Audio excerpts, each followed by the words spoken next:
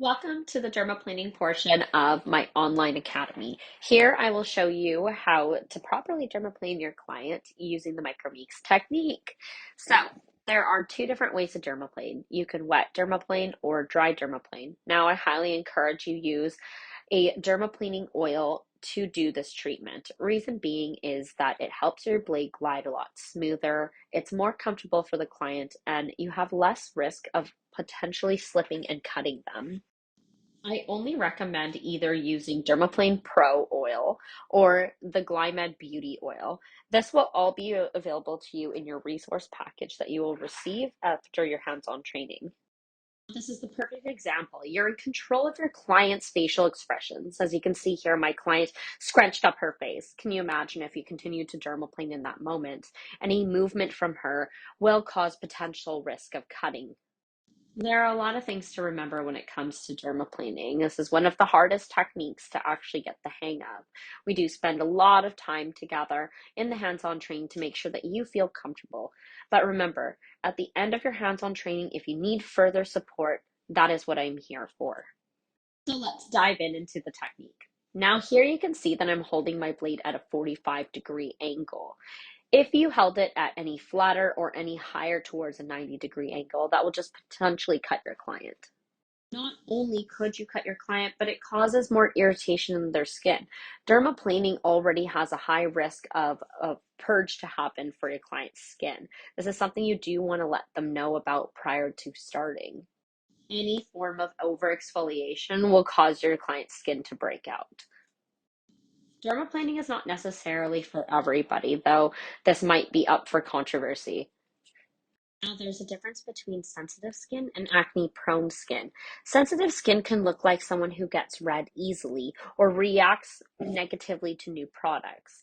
Now, acne-prone skin is someone who breaks out very easily. Dermaplaning may not be for this client.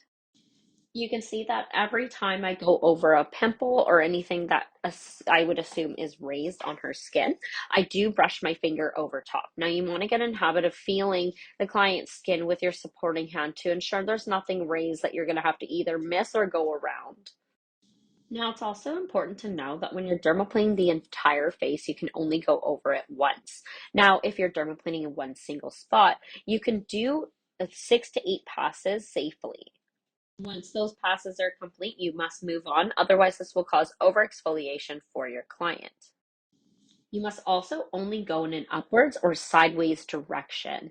Now, you'll see in a moment here as I start to work in her orbital area that I'm going to go sideways. I'm going to outline her orbital bone. The skin is a lot thinner in this area, so it's important to take your time and not overexfoliate. You'll also hear me say face map a lot. Now, when I talk about a face map, I want you to be starting from one direction and moving to the next. If you were to start in the middle of her face and continue on, you'll just lose where you were and won't have any symmetry when dermaplaning. Holding your blade at a 45-degree angle, you're doing short strokes. Now, the strokes, your blade will never leave contact with the client's skin. If you lift your blade while you're conducting these strokes, it's just going to create a bouncing effect, and that will end up cutting your client. It is completely safe for the blade to go backwards because it is not sharp. Only as it's heading in a forward momentum is when it will actually exfoliate your client's skin. Ensuring that you're holding the skin extremely tight to get a proper exfoliation, but then also so that you don't accidentally slip and cut the client. Now, you also want to keep an eye of which way the hair grows.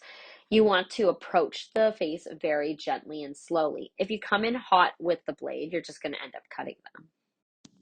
Ensuring that you know which direction the hair is growing will allow you to have a better exfoliation and make sure that the skin doesn't look patchy at the end of the treatment. Our goal is for them to have dead skin and all of the vellus hair removed.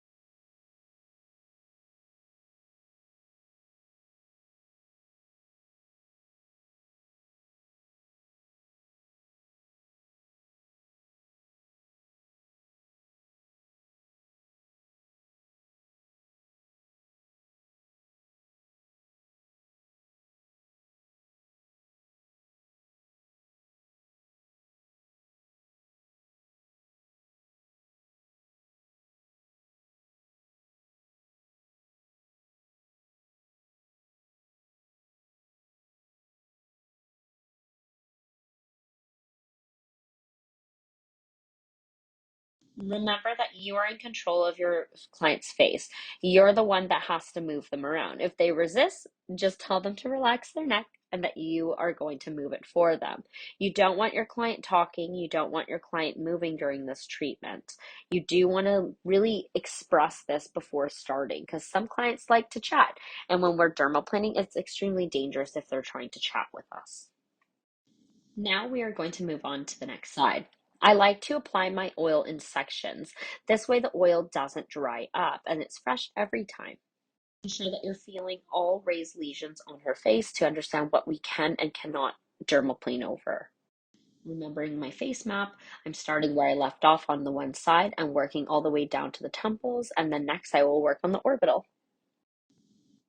Now, working on the orbital on the other side of the face, depending on what is your dominant hand, you will be doing it differently for both sides. And remember, no face is the same. Every facial structure is different, meaning that every person you dermaplane, you'll be doing something different, whether it's a different technique, different direction, different way of holding the blade. This is what makes doing our job so fun. You might be doing the same treatments every day, but every face is so different that it keeps your job really exciting. You can see here that I'm using her nose as my supporting hand. I'm pulling the skin in the opposite direction so that the skin is held taut. Now, after I do that, I start working from the inside out, creating that face map for the other side of her face. Something important to always remember when you're dermaplaning is that you are lifting your blade off of their face before you're lifting your supporting hand. Now you can imagine if the blade was still on their skin and you let go of your hand, the skin is going to snap back and you may injure your client. Be mindful of the integrity of people's hairlines. You don't want to be changing the way their hairline looks or even getting close to their eyebrows. Always check in with your client and see how high on the sideburn area they want you to go. Now you can see here I start working in an upwards motion because I can tell that the hair is a little bit longer. So I want to make sure that I'm getting a very close exfoliation and being able to remove the hair in one single stroke.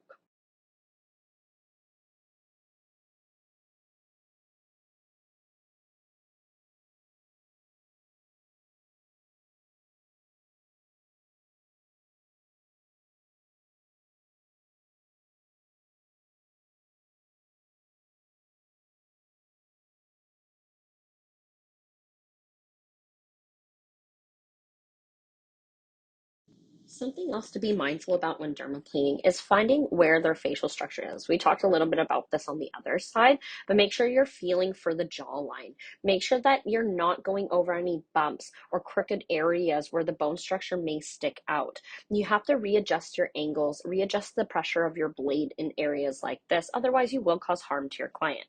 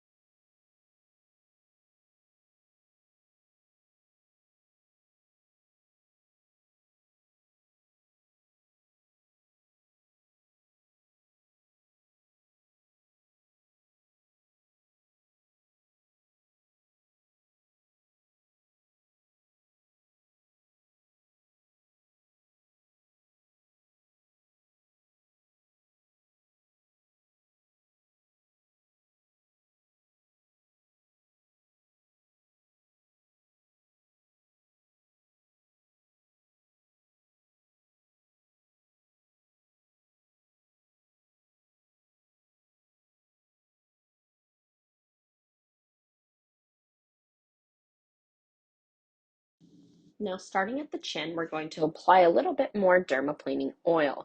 Now, make sure you're only doing 1 to 2 drops in this area so that it doesn't get too slippery and hard to hold the skin tight.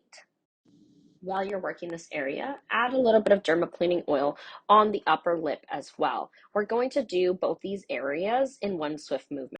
For the facial structure, knowing where the jawline is, we're very gently dermaplaning this area.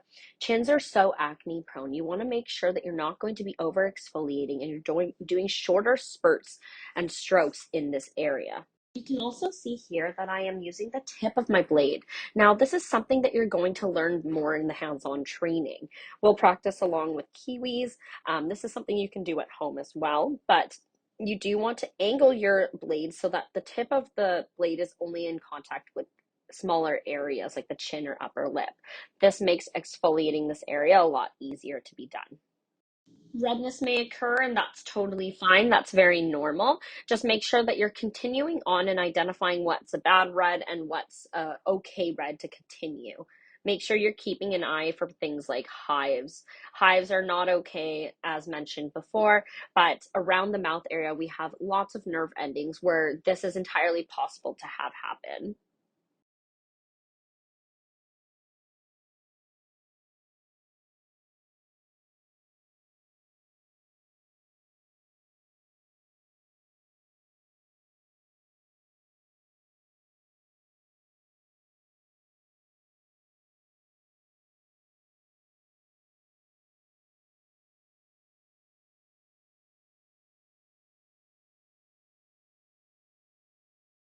Now, it's important to make sure that you split up the lower half of the face into two sections. There's the chin and then there's the lower lip. Here you can see that I'm using the tip of my blade again and working in a different angle.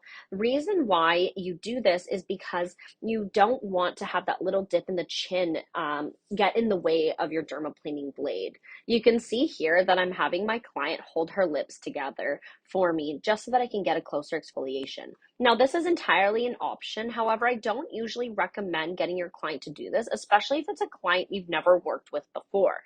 You have to make sure that you entirely trust the client in this scenario. If their lip was to quiver and your blade was to cut them, that's entirely your fault. So it's better just to take the whole ownership and accountability when it comes to dermaplaning and use your supporting hand to really stretch the skin and not put the liability on them. Now, working on the upper lip, same thing. You can see that I'm going against the grain of the hair. Because we have so many nerve endings, you might find that the client might feel a little bit uncomfortable, may twitch in certain areas. Just ensure them that we're going to be really quick in this area. We're not applying too much pressure and making them feel uncomfortable either. You can see I'm using the tip of my blade and holding the skin very taut. In this small area, we are going diagonally or we are going sideways. We don't want to go in a downwards motion because we won't do a proper exfoliation this way.